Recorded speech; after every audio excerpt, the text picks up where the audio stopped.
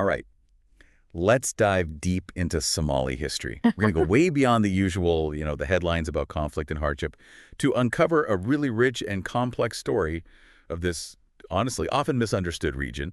And get this, our main source, ready for this, a YouTube video by Mr. History. Wow, Mr. History. Right, not your typical academic journal. Yeah. Absolutely packed with fascinating details. It's amazing how just a seemingly simple YouTube video can like really open up this whole new understanding Okay. of a place. And Somalia, it's a perfect example. It really is. And, it stretches back thousands of years, even connecting to the land of Punt, the one from the ancient Egyptian writings. I mean, to think that Somalia was already making a global impact back in the time of the pharaohs, it's mind-blowing.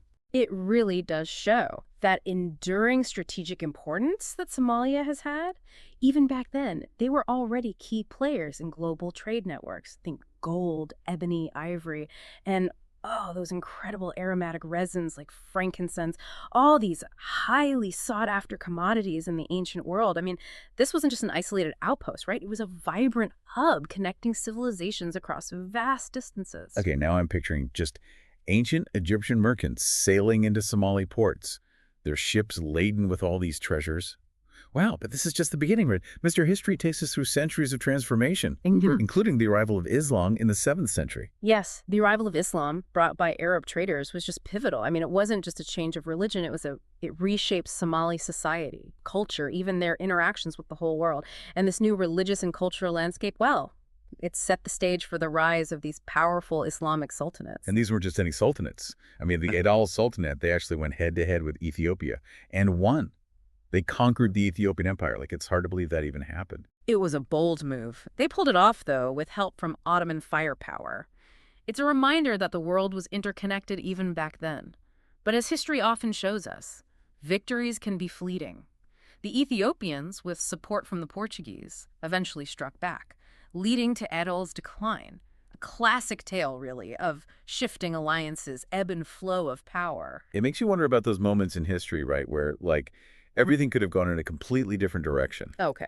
But okay, as one sultanate declined, another was on the rise, the Ajuran Sultanate.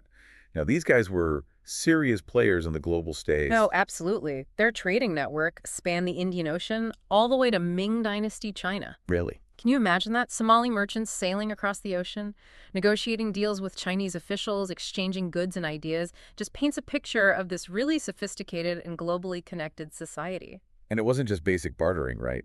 Mr. History mentions that the Chinese, they were fascinated by Somali giraffes. I could just imagine a Chinese scholar gazing up at this majestic animal, wondering, like, where on earth did this come from?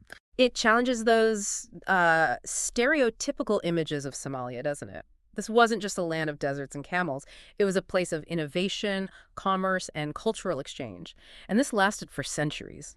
But as with all empires and sultanates, internal divisions and external pressures, they eventually led to their decline. And this, unfortunately, is where we start to see some of the seeds of the challenges that Somalia would face later on. And those challenges, of course, were heavily influenced by the arrival of European colonialism. Mr. History explains how Britain and Italy began vying for control of Somalia in the late 19th century. So what exactly were they after? I mean, was it just about land? Or was there something more specific? Well, as with most colonial ventures, it was a mix of economic and strategic interests. Britain always focused on maritime trade. They were really interested in securing those crucial trade routes. That passed through the region, hence the Somaliland Protectorate.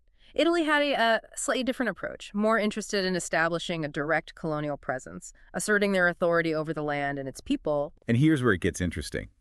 Mr. History tells us about an Italian sultan who actually invited the Italians in. It sounds almost too strange to be true. Why on earth would a Somali leader do that? Well, you have to understand the political landscape at the time. This sultan was locked in a power struggle with a rival, and he saw this alliance with the Italians as, like, a way to get an advantage.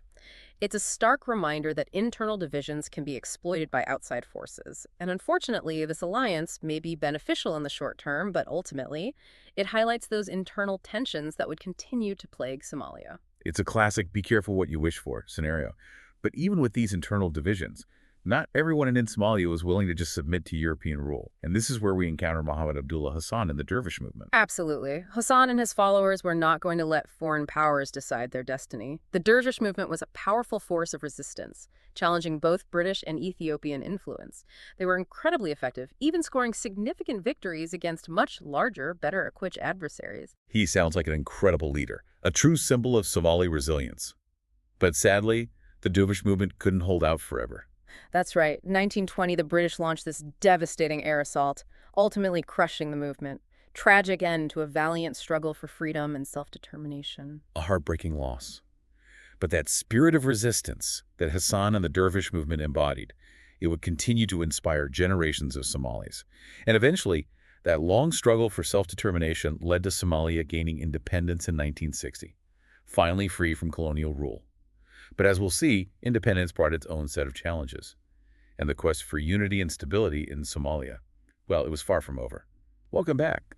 Last time we left off with Somalia, finally achieving independence. After a long struggle against colonial rule, it seemed like this whole new era was dawning, full of hope and the promise of self-determination.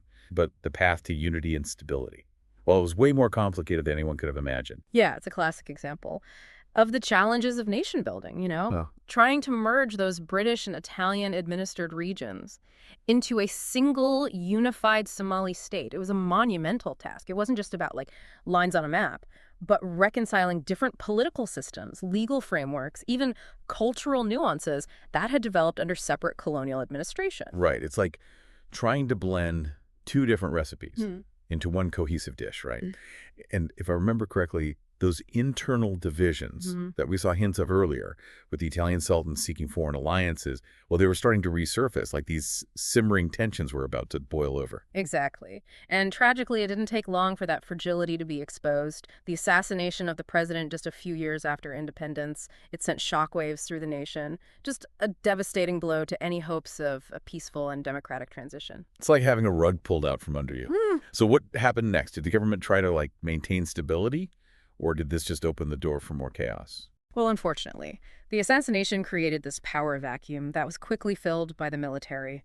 A coup d'etat installed a military dictatorship. And Somalia's brief experiment with democracy, it came to an abrupt end.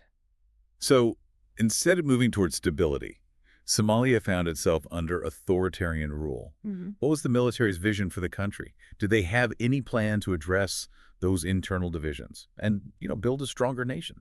Well, their vision, it was ambitious, to say the least, driven by this idea of creating a greater Somalia, a nation encompassing all Somali-speaking regions, including parts of neighboring countries like Ethiopia, a nationalist dream, really, to unify all Somalis under one flag.